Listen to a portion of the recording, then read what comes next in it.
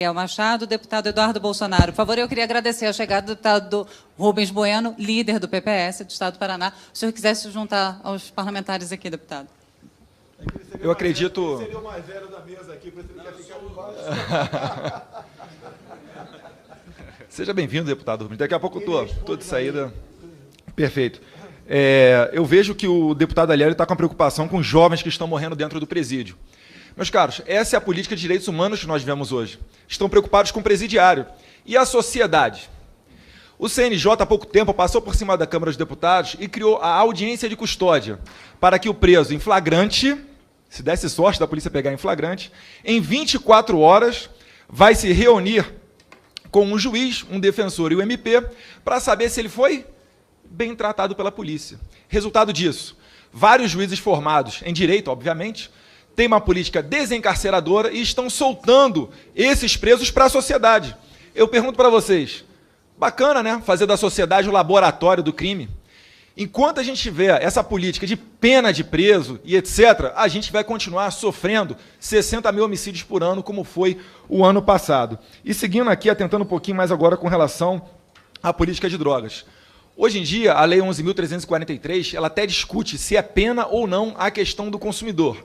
Então, hoje em dia, no Brasil, meus caros, já está praticamente liberada essa questão de drogas. Só está faltando só o STF jogar a pá de cal e passar mais uma vez por cima aqui do Congresso Nacional. Porque sempre que uma tese é vencida aqui, judicializam. Com relação ao impeachment, vocês viram, a gente não conseguia dar um passo aqui dentro sem antes consultar o STF.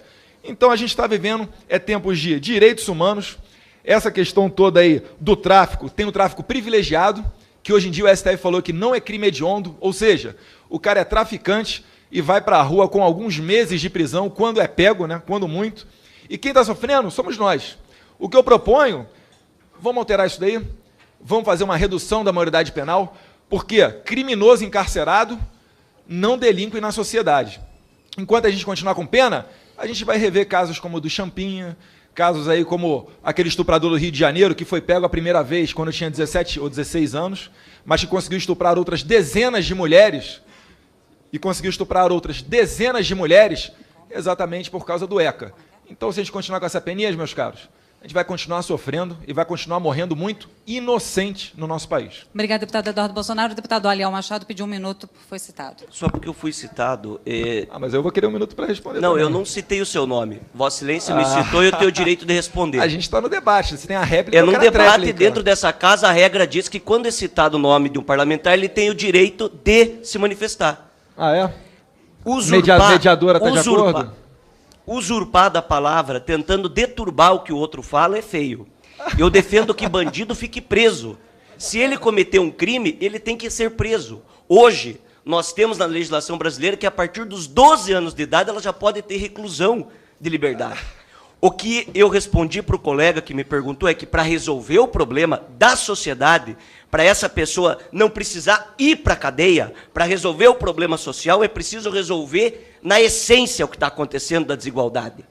A diminuição da maioridade penal que foi feita em outros países não resolveu o problema, tanto que voltaram atrás. O que eu não quero é que essa cadeia hoje, que tira 70% de quem entra lá, volta a cometer crimes mais graves, não volte para dentro da sociedade. O que nós temos hoje de problema grave tem que ser resolvido. Se cometer um crime, se cometer um assassinato, tem que ser preso e pagar pelo que fez. Para concluir, deputado Aliel. Eu sempre defendi isso. Agora, eu respondi o teu problema querendo resolver como um todo, que é um problema da sociedade e acredito que dos políticos. Podemos passar para a próxima pergunta, então, deputados? Então, meninas, se algum estuprador de 16 e 17 anos fizer alguma coisa contra vocês, segue livre.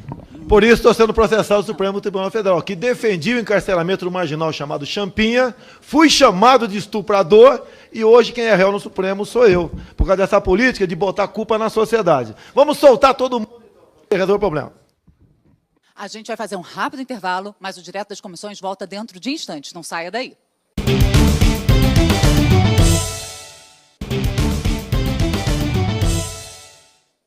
Estamos de volta com o Direto das Comissões, um bate-papo com jovens universitários de todo o país e deputados de vários partidos. Agora a gente segue então para o próximo universitário, Rafael, só que não tem o sobrenome, Rafael com H. Bom dia, mesa. Sou Rafael, faço Relações Internacionais e sou do Rio de Janeiro. Para o deputado Jair Bolsonaro, por favor. Como o senhor avalia a posição do Brasil no Mercosul nos dias de hoje? Obrigado. O Brasil está nessa crise econômica porque adotou o viés ideológico para fazer comércio. Para você praticar um comércio, um bilateralismo com outro país qualquer, tem que pedir bênção ao Mercosul. Se você souber de como a Venezuela entrou no Mercosul há pouco tempo atrás, com o beneplácito do PT, é lógico, afastando o Lugo, afastando o presidente do Paraguai naquele momento, você vai cair para trás. A Dilma Rousseff tomou decisão naquele momento, está no livro do Mujica, tomou decisão de Estado, ouvindo as inteligências cubana e venezuelana dentro do Palácio do Planalto. Nós temos que partir para o bilateralismo. O Mercosul tem o seu valor, tudo bem, mas está superdimensionado. Isso tem que ser modificado, botar o Mercosul na sua devida estatura. Caso contrário, vamos ficar aqui vivendo de commodities, sabe-se lá até quando. Afinal de contas, a Austrália já praticamente vem tomando gradativamente a nossa participação econômica com os commodities. Porque a distância para a China, por exemplo, o maior mercado do consumidor, é metade do nosso. Só em frete se ganha-se quase aí 10 mil quilômetros. Imagine o que não é isso. Ou nós adotamos uma política aberta para o mundo todo, baseada no livre comércio, no livre negócio, ou cada vez mais nos aproximaremos da Venezuela e, quem sabe, de Cuba. Lá em Cuba é uma maravilha, todos são iguais. Como um deputado que antecedeu aqui, né, falou igualdade social. Igualdade só tem em 2 momentos da vida da gente: no cemitério ou na miséria. Não sei se respondi a questão da economia aí do jovem aí, tá ok? Abrir com o mundo todo que podemos ser um grande país. Amanhã, se Deus quiser, estaria em Araxá, para conhecer o nosso nióbio. Afinal de contas, não podemos continuar exportando nióbio in natura, como um commodity simples. Nós temos que buscar uma maneira, já que não temos o Vale do Silício no Brasil, quem sabe tenhamos no futuro o Vale do Nióbio, que poderá nos alavancar ao primeiro mundo nessa área. Obrigada, deputado Jair Bolsonaro. Lembrando que o deputado Rubens Bueno, líder do PPS, está sentado. O senhor também pode comentar as respostas dos outros parlamentares, deputado, e também está disponível para responder a perguntas dos universitários. Deputado Rubens Bueno, líder do PPS do Estado do Paraná, se o senhor puder também. Bom, algum deputado quer comentar? Eu posso passar para a próxima pergunta? Deputado Pedro Kizai. Eu só quero rapidamente. Eu acho que não tem que discutir hoje bilateralismo. Essa tese aí está ultrapassada. Tem que ser multilateralismo, tem que fazer relações comerciais com todos os países, independente de ideologia, independente do projeto político. Tem que construir uma relação onde nós temos potencial nas diferentes cadeias produtivas brasileiras e, principalmente, incentivar cada vez mais ciência e tecnologia para nós se tornarmos cada vez mais competitivos com valor agregado para o comércio mundial. E esses últimos períodos a gente pega os valores, o Mercosul aumentou sim bastante, mas a Ásia, a China, a Índia são grandes parceiros comerciais hoje, como a Europa e Estados Unidos. O bilateralismo deles é só com os Estados Unidos, com os americanos, então, e o Serra aí vai agora vender o pré-sal para os americanos, porque é voltar o neocolonialismo, porque o Brasil não precisa ser independente, é soberano, autônomo, mas tem que ser bilateral, no único país que sempre mandou no Brasil, que são o Império Americano. Obrigada, deputado Pedro Kizai. Deputado Rubens Bueno, o senhor gostaria de comentar? Esse discurso que está aí, isso é uma falácia. Destruir o país. Destruir as 10 maiores empresas do mundo, a Petrobras. Roubaram como nunca. Isso é conversa fiada. O que nós temos que discutir, o país, sim, a partir de um momento em que os representantes estejam aqui e sejam honestos intelectualmente. E não desonestos, sabendo que está fazendo desonestidade. E aqui tem jovens, excelências estão aqui, do presente e do futuro. E é com eles que nós temos que trabalhar, não com esse discurso falacioso, mentiroso, que não atende os interesses nacionais. Dando seguimento, Arthur Presto vai fazer a próxima pergunta. Arthur? Presto, desculpa. Correto. Pode falar? Bom dia para todos aqui presentes, telespectadores também. Obrigado pelo deputado Bruno Covas por ter dado essa oportunidade e também para o estádio Visita e todos vocês aqui presentes. A minha pergunta é sobre a economia brasileira, que está no caos, mais de 200 indústrias, como o próprio doutor mencionou, que está alarmante a situação e cada vez piorando mais, e o déficit para o próximo ano, 2017, está negativo 55 bilhões. E o que os governantes ou os deputados pretendem fazer? ou se já tem alguma alternativa de urgência, porque a hora que a onda cair, todo mundo vai colocar o culpão no outro. E a situação já está alarmante. Obrigada, Arthur. Qual deputado gostaria de começar respondendo? O deputado Burnier? Eu gostaria de responder ao Arthur que a gente vive hoje no Brasil uma crise política e uma crise econômica também.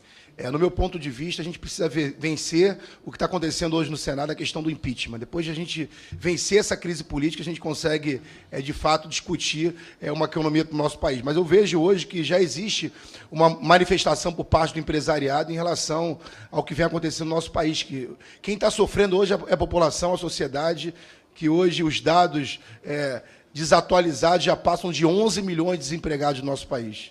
Então, no meu ponto de vista, a gente precisa vencer da forma mais rápida possível essa questão do impeachment no Senado, para a gente passar por essa estabilidade e a gente poder, de fato, colocar um presidente que possa, de fato, direcionar esse resultado do nosso país.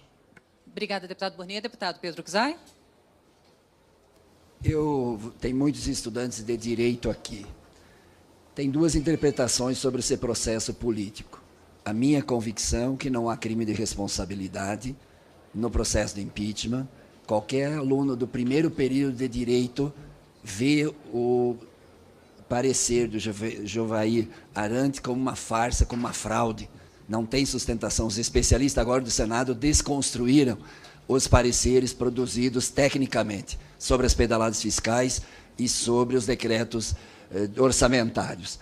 Em segundo lugar, a honestidade intelectual e política permite a divergência política e ideológica aqui dentro.